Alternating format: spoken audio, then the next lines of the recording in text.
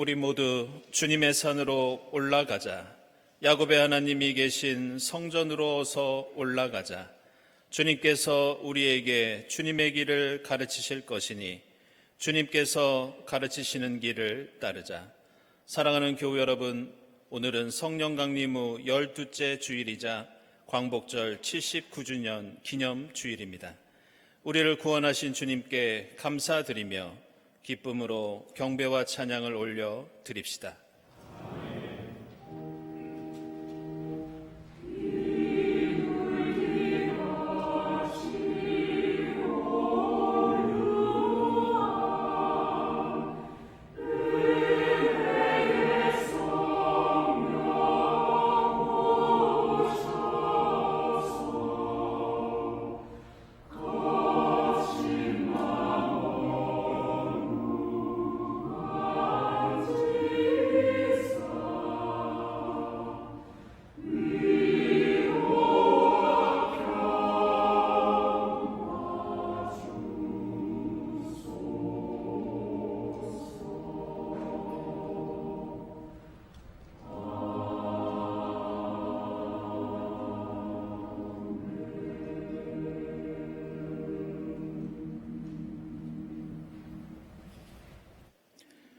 주님, 내가 깊은 물속에서 주님을 불렀습니다.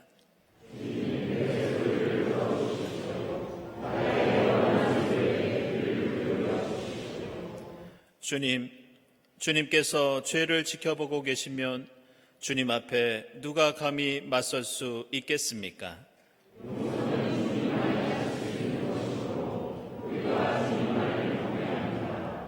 내가 주님을 기다린다. 내 영혼이 주님을 기다리며 내가 주님의 말씀만을 바란다.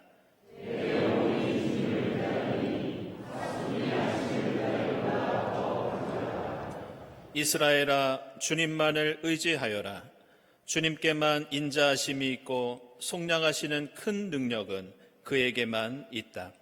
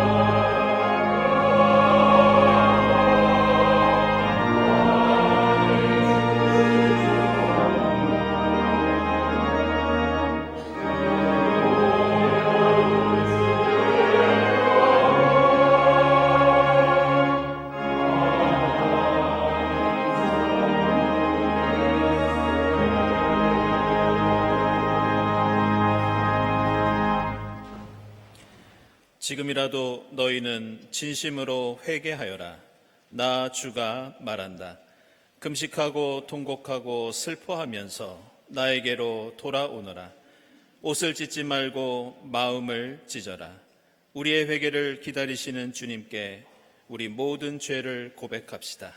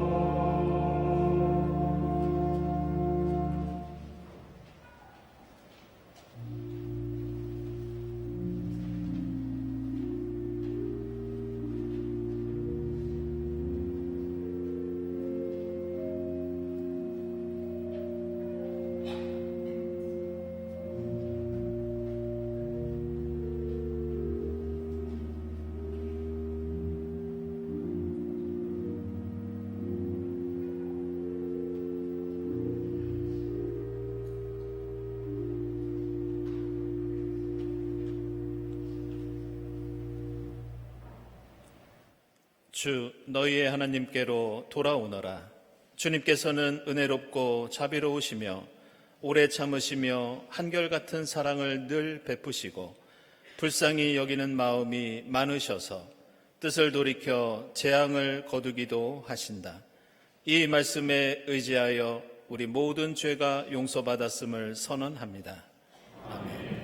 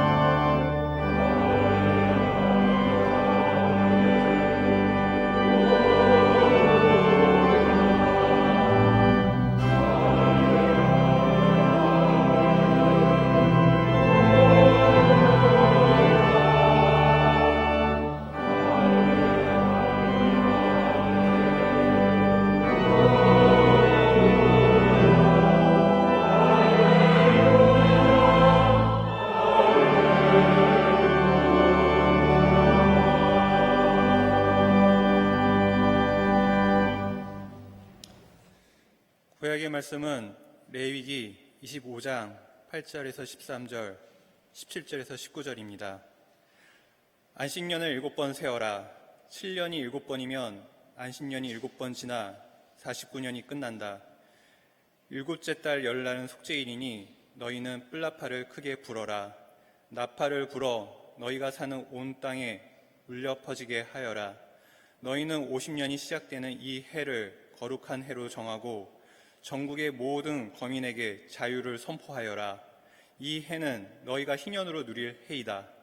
이 해는 너희가 유산, 곧 분배받은 땅으로 돌아가는 해이며 저마다 가족에게로 돌아가는 해이다. 50년이 시작되는 해는 너희가 희년으로 지켜야 하는 해이다. 희년에는 씨를 뿌리지 말고 저절로 자란 것을 거두어서도 안 되며 너희가 가꾸지 않은 포도나무에서 저절로 열린 포도도 따서는 안 된다. 그 해는 희년이다. 너희는 그 한 해를 거룩하게 보내야 한다. 너희는 밭에서 난 것을 먹게 될 것이다. 이렇게 희년이 되면 너희는 저마다 유산, 곧 분배받은 땅으로 돌아가야 한다. 너희는 서로 이웃에게서 부당하게 이익을 남기려고 해서는 안 된다. 너희는 하나님을 두려운 줄을 알아야 한다. 나는 주 너희의 하나님이다. 그러므로 너희는 내가 세운 규례를 따라서 살고 내가 명한 법도를 지켜서 그대로 하여야 한다. 그래야만 그 땅에서 너희가 안전하게 살 수 있을 것이다. 땅은 소출을 낼 것이고 그것으로 너희가 넉넉히 먹을 수 있을 것이며 거기에서 안전하게 살 수 있을 것이다. 아멘.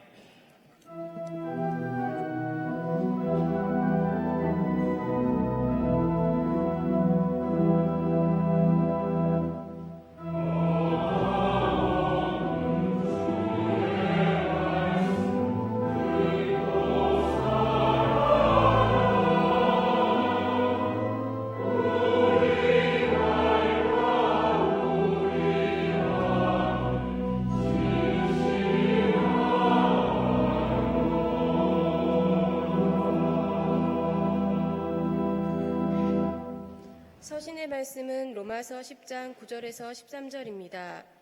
당신이 만일 예수는 주님이라고 입으로 고백하고 하나님께서 그를 죽은 사람들 가운데서 살리신 것을 마음으로 믿으면 구원을 얻을 것입니다. 사람은 마음으로 믿어서 의에 이르고 입으로 고백해서 구원에 이르게 됩니다. 성경은 그를 믿는 사람은 누구나 부끄러움을 당하지 않을 것이다 하고 말합니다. 유대 사람이나 그리스 사람이나 차별이 없습니다.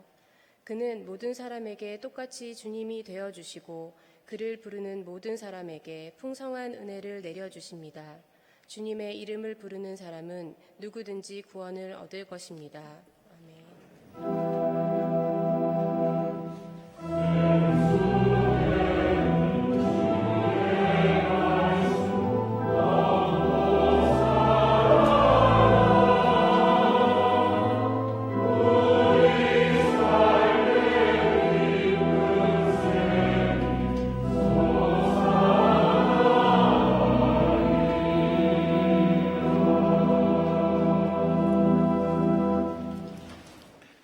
복음의 말씀은 요한복음서 2장 13절부터 22절까지입니다. 유대 사람의 유월절이 가까워져서 예수께서 예루살렘으로 올라가셨다. 그는 성전뜰에서 소와 양과 비둘기를 파는 사람들과 돈 바꾸어 주는 사람들이 앉아 있는 것을 보시고 노끈으로 채찍을 만들어 양과 소와 함께 그들을 모두 성전에서 내쫓으시고 돈 바꾸어 주는 사람들의 돈을 쏟아버리시고 상을 둘러 엎으셨다. 비둘기 파는 사람들에게는 이것을 걷어치워라. 내 아버지의 집을 장사하는 집으로 만들지 말아라 하고 말씀하셨다. 제자들은 주님의 집을 생각하는 열정이 나를 섬길 것이다 하고 기록한 성경 말씀을 기억하였다. 유대 사람들이 예수께 물었다. 당신이 이런 일을 하다니 무슨 표징을 우리에게 보여주겠소? 예수께서 그들에게 말씀하셨다. 이 성전을 허물어라. 그러면 내가 사흘 만에 다시 세우겠다. 그러자 유대 사람들이 말하였다. 이 성전을 짓는데 46해나 걸렸는데 이것을 사흘 만에 세우겠다고요? 그러나 예수께서 성전이라고 하신 것은 자기 몸을 두고 하신 말씀이었다. 제자들은 예수께서 죽은 사람들 가운데서 살아나신 뒤에야 그가 말씀하신 것을 기억하고서 성경 말씀과 예수께서 하신 말씀을 믿게 되었다. 아멘.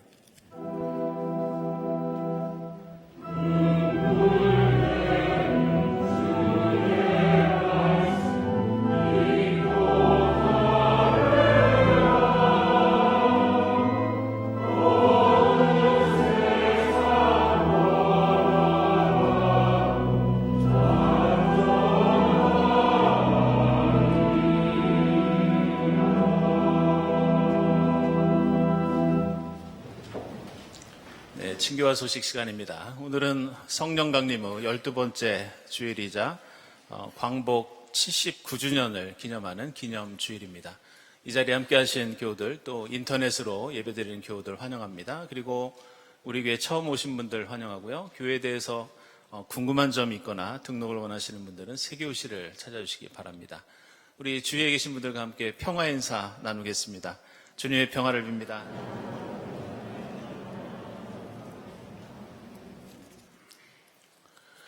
네, 교우 소식입니다. 이강백 집사님, 대한민국 예술원 신입회원으로 선출되셨습니다. 이 대한민국 예술원은 예술 분야 경력이 30년 이상 되시면서 우리나라 예술 발전에 큰 공헌을 하신 분들이 회원으로 가입되는 그런 곳입니다. 축하드립니다. 이민준 집사님, 이번에 약국을 이전하셨습니다. 주님께서 함께해 주시기를 기원합니다. 그리고 이면철 집사님, 한국기계기술의 개척자 그레그라는 책을 출판하셨습니다. 이것은 우리나라 초기 선교사에 관한 책입니다. 이면철 집사님께서 그동안 우리가 알지 못하던 그런 선교사들을 발굴해서 이렇게 또 책을 계속 출판하고 계신데 한국 교회사에 상당한 의미 있는 일을 하고 계십니다. 축하드립니다. 그리고 홍기산 장로님, 개인전이 14일부터 20일까지 인사동에 있는 경인미술관에서 진행되겠습니다. 우리 장로님 축하드립니다. 네, 일시귀국한 교우 있어서 소개해드리겠습니다. 우리 이부성가대 수고하다가 일본에 유학 중인 이고윤 교우, 네, 지금 성가대 계시나요? 네, 여러분들 환영의 박수 부탁드립니다.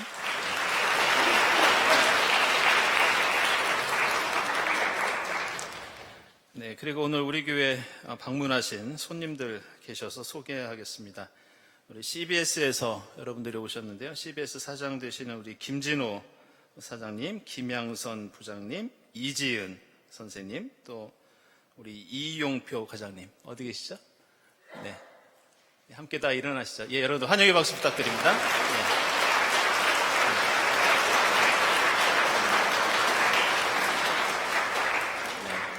네. 요즘 CBS가 우리 한국 사회와 교회를 위해서 여러 가지 캠페인을 벌이면서 많은 노력을 하고 있습니다. 여러분들 많은 기도와 성원 부탁드리겠습니다. 그리고 한 가지 더 광고드릴 것은 오늘 저희들이 예쁜 추모의 꽃드림을 드렸는데요. 돌아오는 8월 17일이 우리 여의 강원효 목사님 18주기 되는 날입니다. 이번 주간 우리 목사님이 보여주신 삶과 신앙을 기억하면서 그 뜻을 되새기는 일주일 될 수 있기를 바랍니다. 기도 후에 모임 광고는 주보 참고해 주시고요. 저희들이 광복절 그 연휴 때마다 늘 평화를 위한 행진을 하는데요. 이번에 평화위원회가 강원도 고성에 가도록 하겠습니다. 그리고 문화예술위원회 독서 모임 다음 주일에 있고요. 그리고 문화예술위원회 주간 세미나가 25일에 교회에서 있겠습니다. 그리고 일부 성가대 수련회 23일부터 25일까지 강화도에서 있겠습니다.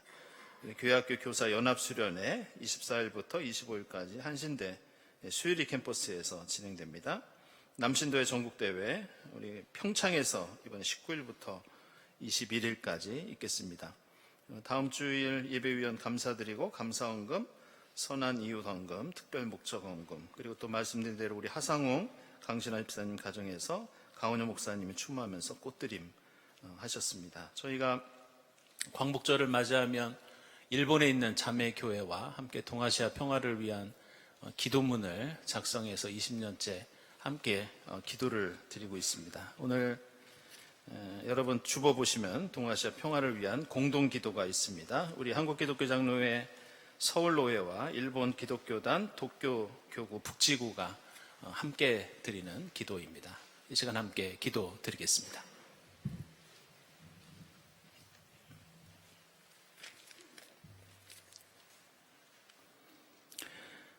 역사의 주인이신 하나님, 저희를 하나님의 형상대로 창조하시고 살아갈 시간과 공간을 만들어주신 은총에 감사와 찬양을 드립니다. 한일 양국이 동아시아 평화를 위해 기도한 지 20년이 지났지만 안타깝게도 현실은 변화되지 않았습니다. 사랑보다 힘의 논리를 앞세우고 빈부격차는 심해지며 탐욕의 횡포가 더해 갑니다. 저희로 하여금 섬김의 도를 실천하고 욕심을 내려놓고 빈 마음으로 살아가게 하옵소서. 생명의 주인이신 하나님, 인간의 탐욕으로 세상은 더 파괴되고 있습니다. 기후는 위기를 넘어 재앙의 상태로 가고 있습니다. 후쿠시마 오염수 문제는 여전히 해결되지 못했습니다. 바라옵기는 자본을 우선하는 생명 경시의 문화를 거부하고 이웃과 연대하는 생명 우선의 문화를 만들게 하옵소서. 평화를 원하시는 하나님, 지구촌 곳곳에서 전쟁이 일어납니다. 저희 모두에게 자비를 베풀어 주옵소서. 팔레스타인, 우크라이나, 미얀마의 평화를 이루어 주옵소서. 오키나와에서 주민의 목소리를 외면하고 군사기지를 강화하며 사람들을 폭력으로 탄압하는 일을 멈추게 하옵소서. 분단의 아픔 속에 있는 한반도를 불쌍히 여기사 남과 북이 적대 관계를 멈추고 신뢰를 회복하며 일본이 추진하는 군사 대국화를 바로잡아 모두가 함께 평화를 이루게 하옵소서. 치유와 회복의 주인이신 하나님, 여전히 과거에만 천착하는 저희를 불쌍히 여겨 주옵소서. 더디어도 회개하고 화해하며 평화의 길을 꾸준히 걸어갈 수 있도록 인내와 지혜를 허락하옵소서. 없어져야 할 것을 제거하고 있어야 할 것을 만들 수 있도록 도와 주옵소서. 양 교회를 평화의 도구로 사용하여 주옵시고 의를 위해 서로 한마음이 되게 하옵소서. 우리 주 예수 그리스도의 이름으로 기도드립니다. 아멘.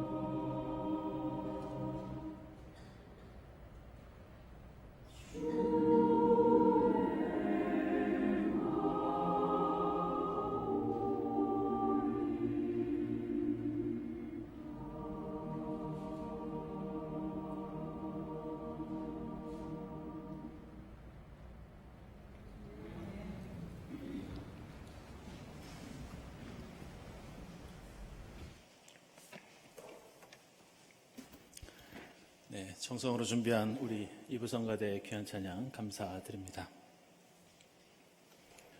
우리가 오늘 광복절 기념주의를 지키는 것은 단순히 과거에 있었던 그 일제 식민 통치로부터의 해방을 역사적인 사건으로 한번 기억하고 기념하는 데에만 이 목적이 있는 것은 아닙니다. 우리는 1945년 오랜 일제 식민 통치로부터 벗어났지만 해방 이후의 근현대사를 생각해 보면 해방이라는 말이 무색할 정도로 우리는 그 이후로도 온전한 해방을 누리지 못하고 전쟁과 폭력과 억압과 갈등의 세월을 지금까지 보내고 있습니다. 무엇보다 한국교회는 분단사회를 살아오면서 교회가 전쟁과 폭력을 경험하고 여러 정치적인 격동기를 겪으면서 예수의 십자가와 부활에 담겨있는 용서와 화해와 원수 사랑의 가치를 경시해 왔던 것도 사실입니다. 예수 그리스도의 생명의 복음 대신에 한국교회는 수많은 교회들이 특정한 정치 이데올로기를 옹호하는 데 힘을 쏟았고 폭력과 전쟁의 사건이 벌어질 때마다 그 폭력과 전쟁을 정당화하는 데 그리스도교 신앙을 동원할 때도 매우 자주 있었습니다. 교회 성장이라는 눈앞의 이익에 교회가 추구해야 하는 중요한 가치들을 외면해 왔던 것도 사실입니다. 우리는 오늘 요한복음서 2장에서 예수께서 예루살렘 성전에 들어가셔서 채찍을 휘두르시고 사람들을 내쫓고 상을 뒤집어 엎는 매우 이례적인 그런 모습을 보게 됩니다. 복음서 어디에서도 찾아볼 수 없는 예수의 이러한 과격한 모습은 단순히 성전에서 사람들이 장사를 하고 있었기 때문만은 아니었습니다. 로마 제국 이래로 수많은 민중들이 억압과 착취로 고통당하고 있었지만 예루살렘 성전은 그들의 해방을 위해서 당시 사회에서 어떤 역할도 하지 못했습니다. 종교 지도자들은 자신의 이익을 탐하는 데 혈안이 되어 있었고 그들은 폭력적인 로마 당국의 앞잡이 노릇을 했습니다. 마치 식민 통치 기간에 친일파들이 앞잡이 노릇을 했던 것처럼 당시 사회에도 그런 일을 하는 사람들이 많이 있었습니다. 성전에는 예배드리러 오는 이들을 갈취하는 사람들로 가득 차 있었습니다. 그래서 오늘 말씀 보면 예수께서 이런 성전은 허물어버리라고 하시면서 이제는 건물로 된 성전의 시대가 저물 것이라고 예언하셨고 실제로 예루살렘 성전은 그 후로 얼마 있다가 이 로마 제국의 티투스에 의해서 완전히 파괴되고 허물어지는 그런 비극을 겪게 됩니다. 따라서 우리는 지금 한국교회가 마치 예루살렘 성전처럼 급히 쇠락하고 한국 사회가 몸살을 이토록 앓고 있는 것도 예수 시대의 예루살렘 성전처럼 교회가 지금까지 제 역할을 하지 못한 것이 아닌가 이런 반성을 하게 됩니다. 그러면서 우리는 광복 79주년을 맞이하면서 다시 한번 우리 그리스도교 공동체는 하나님의 해방이 이 땅에 이루어지기 위해서 무엇을 해야 하는지 다시 한번 되새겨볼 때가 아닌가 그런 생각을 하게 됩니다. 오늘 광복 기념주의를 맞이해서 우리가 함께 읽은 이 구약과 서신서의 말씀 속에는 바로 이렇게 그리스도인이 이루어야 할 진정한 구원과 해방이 무엇인지 우리에게 지혜를 주고 있습니다. 이스라엘 역사를 보면 이스라엘은 항상 주변 강대국들에 의해서 위험에 처하고 고난을 받았던 그런 역사를 가지고 있습니다. 오늘 레위기의 배경처럼 이들은 이집트에 있을 때 노예로서 많은 억압을 당했고 가나안 땅에 들어갔을 때에도 주변에는 여러 강한 나라들이 있어서 그들과 끊임없이 전쟁을 하고 고통당할 때가 많이 있었습니다. 기원전 8세기에는 북이스라엘이 아시리아의 침략을 받으면서 그들은 포로로 끌려가고 뿔뿔이 흩어지면서 나중에는 아시리아의 속국이 되는 아픔을 겪기도 합니다. 나중에 기원전 6세기에는 바빌로니아가 쳐들어와서 예루살렘 성전이 역시 그때도 무너졌고 왕과 백성들이 포로로 끌려가고 그들은 바빌로니아에서 포로 생활을 하면서 식민지 백성의 아픔을 그때도 겪었습니다. 그 후로도 페르시아가 세력을 잡았을 때도 그랬고 이후로 마케도니아 제국이 강해졌을 때도 그들은 비슷한 처지에 처했고 예수 시대에도 여러분 잘 아시는 것처럼 로마 제국의 식민지가 되어서 갈릴리 같은 지방에서는 참으로 형언할 수 없는 그런 고통스러운 삶들이 일반 백성들 사이에서 있었습니다. 우리 민족과 한반도도 고난의 역사를 가지고 있지만 이러한 성경의 이스라엘도 항상 나라를 빼앗기거나 전쟁과 폭력의 위협과 위험 속에 있었던 것을 볼 수 있습니다. 따라서 그들에게 자유와 해방, 정의와 평화는 먼 미래의 종교적인 이상이 아니라 그들이 최우선으로 추구해야 하는 가장 긴박한 현실의 문제가 이러한 가치였습니다. 이런 상황 속에서 하나님의 백성이 추구해야 할 해방과 구원은 어떤 것인가? 그것을 우리에게 보여주는 좋은 예가 있는데 그것이 함께 읽은 레위기와 로마서의 말씀입니다. 오늘 레위기 25장을 보시면 하나님의 백성이라면 자신이 살고 있는 사회에 희년의 정신이 퍼지도록 해야 한다.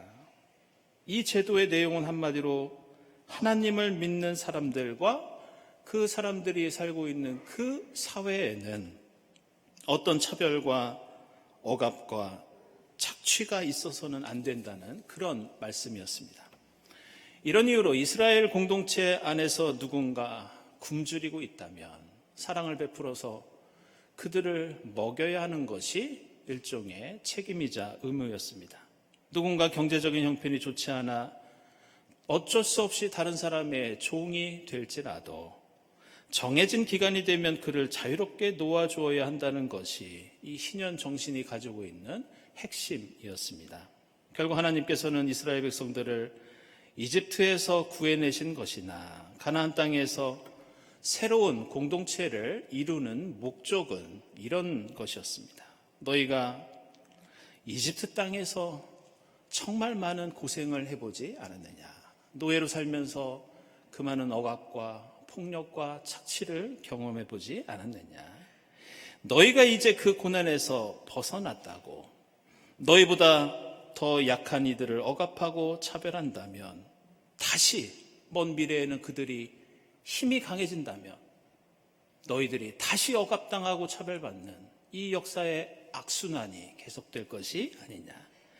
너희는 누군가를 지배하고 다스리는 힘을 기르는 것이 아니라 어느 누구도 억압과 차별을 받지 않는 제발 이 세상과 다른 가치관을 가지고 세계관을 가지고 다른 세상을 만들어라. 너희가 강해져서 높은 자리에 앉는다면 다시 또 내려와야 되고 다시 또 누군가 고통당하는 그런 세상이 아니라 그 모든 것을 근원부터 해결할 수 있는 새로운 공동체와 세상을 이루어야 한다. 그래야 너와 너희 가족이 너와 함께 있는 모든 사람이 그 억압과 차별이 가져오는 고통의 늪에 빠지지 않고 진정한 구원과 해방을 누릴 수 있다. 이것이 희년 제도와 정신에 담겨 있는 중요한 뜻이었습니다.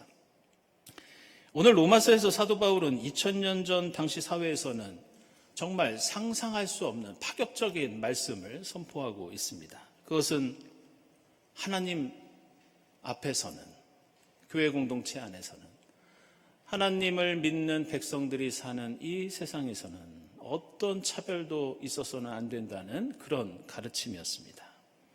주님의 이름을 부르는 자는 성별과 나이와 신분, 그 어떤 차이에도 불구하고 누구나 구원을 얻을 수 있고 모든 사람에게 똑같은 은혜를 주님께서 베풀어 주신다. 이것이 오늘 로마서 말씀의 골자입니다. 당시 로마 제국에는 전체 인구의 30%에서 40%에 이르는 대략 한 250만 명 정도 되는 노예들이 살고 있었습니다. 그들은 사람이 아니라 짐승으로 가축 취급을 받았고 로마 제국의 경제는 바로 그 노예들을 착취함으로써 유지되고 있었습니다. 그래서 그들은 한 개인으로서의 페르소나가 아니라 저당 잡힌 물건 같은 레스 같은 그러한 존재가 그 노예였습니다. 주인의 성적인 놀이개가 될 때도 있었고 쇠사슬에 묶인 채 학대당할 때도 있었고 한 자료를 보면 광산의 노예들은 노예가 되고 3년을 넘기지 못하고 죽는 경우들이 많이 있었다고 합니다. 심지어 주인이 사망하면 노예도 함께 죽이는 그런 경우들도 있었습니다. 그런데 놀랍게도 그리스도교 공동체는 당시에 당연하게 여기던 이러한 현실을 받아들이지 않습니다. 사도 바울은 갈라디아서 3장 28절에서 교회 안에서는 유대 사람도 없고 그리스 사람도 없고 남자도 없고 여자도 없고 종도 자유인도 없다고 선포합니다. 그러면서 예수를 믿는 모든 사람이 예수 안에서 하나이며 모두가 구원과 은혜를 평등하게 누려야 한다고 강조합니다.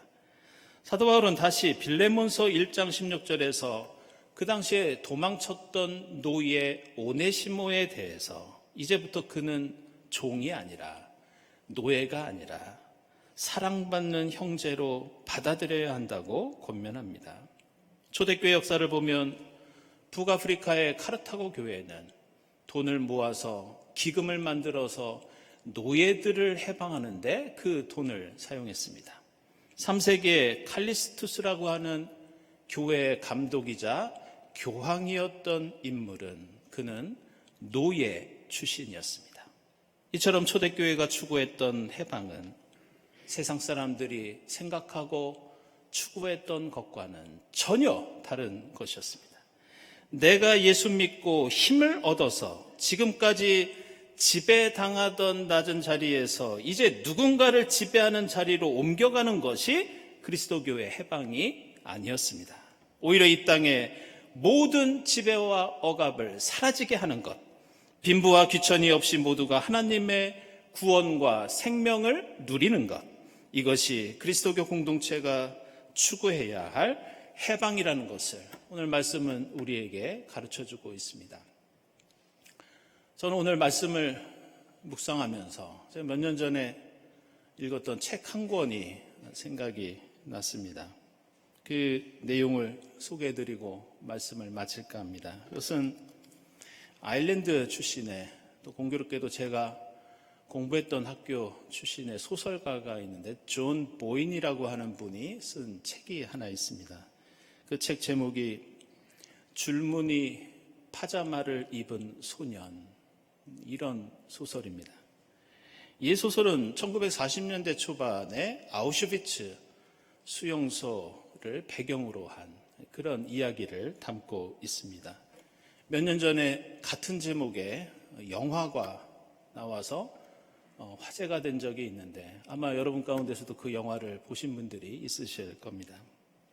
이 소설과 영화의 줄거리는 간단합니다. 아우슈비츠 수용소 옆에 그 수용소를 건설하고 관리하는 독일군 장교가 살고 있었는데 이 독일군 장교에게는 어린 아들이 있었습니다. 8살짜리 브루노라고 하는 이름을 가진 어린 아들이 있었습니다. 그런데 이 영화의 주인공은 8살짜리 두 어린 아이들의 이야기입니다. 또 다른 아이는 누구냐? 이 아이와 같은 나이의 남자아이인데 그 아이는 슈무엘이라고 하는 아우슈비츠 수용소 안에서 생활을 하고 있는 유대인 아이였습니다. 이 두 아이는 아우슈비츠 강제수용소의 철책 울타리를 사이에 두고 서로 만나서 대화를 나누고 또 먹을 것을 갖다 주고 그렇게 하면서 친구가 됩니다. 독일군 장교의 아들 브루노는 이 수용소에 갇혀있는 유대인들과 자신의 친구 슈무엘이 이제 곧 가스실에 들어가서 죽게 될 운명이 아니라 자신과 그저 같은 마을에 살고 있는 농부라고 생각하고 있었습니다. 이 소설과 영화 제목이 줄무늬 파자마를 입은 소년인 것은 아시는 것처럼 유대인 남자아이가 입고 있던 죄수복이, 그리고 수용소에 유대인들이 입고 있던 그 옷이 줄무늬 옷이었기 때문입니다. 그런데 이 이야기는 얼마 후에 어떤 비극적인 사건을 통해 클라이막스에 이르게 됩니다. 철조망을 사이에 두고 친구를 만났던 이 독일 장교의 아들 브루노는 그 철조망 너머가 궁금해서 자신도 줄무늬 옷을 입고 그 철조망 너머로 들어갑니다. 그리고 이 두 아이들은 다른 줄무늬 옷을 입고 있는 사람들의 행렬 속에서 함께 가스실에 들어가서 모두 희생당한다는 얘기가 이 소설과 영화의 줄거리입니다. 저는 이 소설을 보면서 그런 생각을 하게 되었습니다. 아우슈비츠를 건설하고 관리하면서 그곳에 철조망을 둘렀던 이 브루노의 아버지, 그 독일군의 장교는 자신이 만든 그 죽음의 울타리 안으로 자신의 아들이 들어갈 수 있다는 생각을 상상도 하지 못했을 겁니다. 그 울타리 안에는 내가 싫어하는 사람, 내가 혐오하고 증오하는 사람, 내가 생각하기에 죽어 마땅한 사람들만 들어가서 나의 눈앞에서 그 사람들이 사라질 것이라고 당당하게 철조망을 치고 수용소를 만들었을 것이 분명합니다.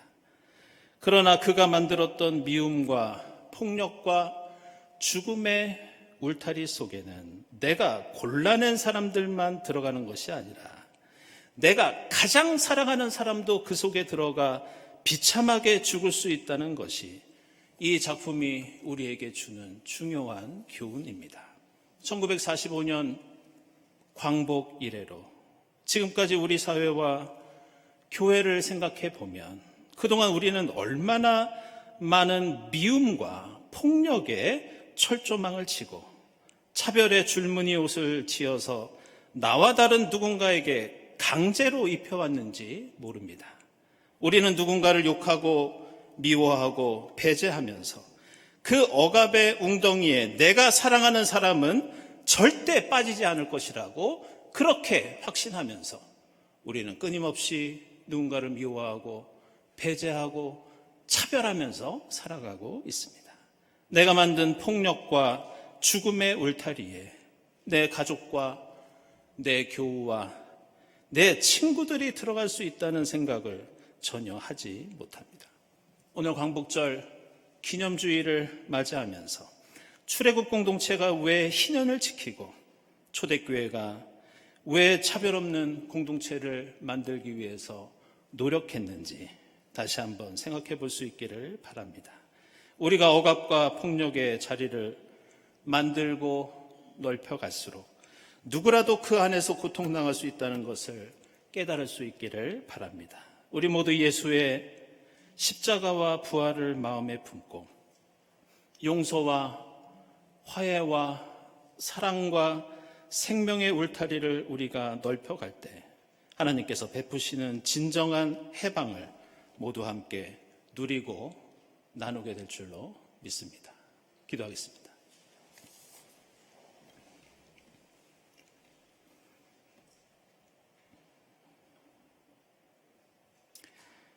하나님 감사합니다. 지난 79년 전 저희에게 일제 식민 통치의 억압과 고통으로부터 저희를 구원해 주시고 해방의 기쁨을 누리게 하시니 감사합니다.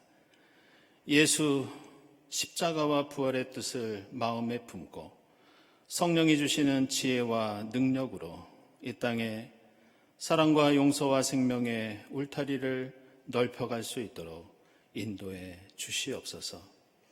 길과 진리와 생명 되신 예수 그리스도의 이름으로 기도드리옵나이다. 아멘.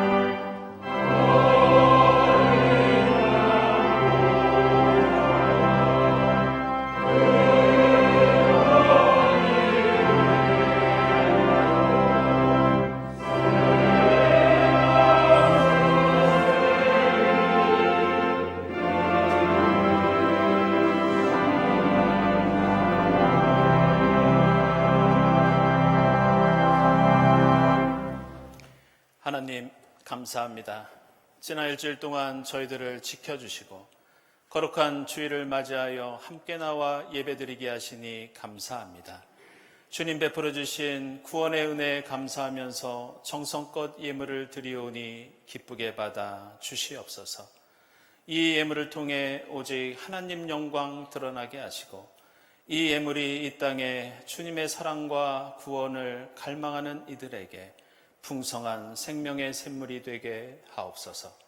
예물을 바치는 손길들을 기억해 주사 항상 그 손이 부끄럽지 않도록 채워주시고 하늘의 복을 풍성히 누릴 수 있도록 인도해 주시옵소서.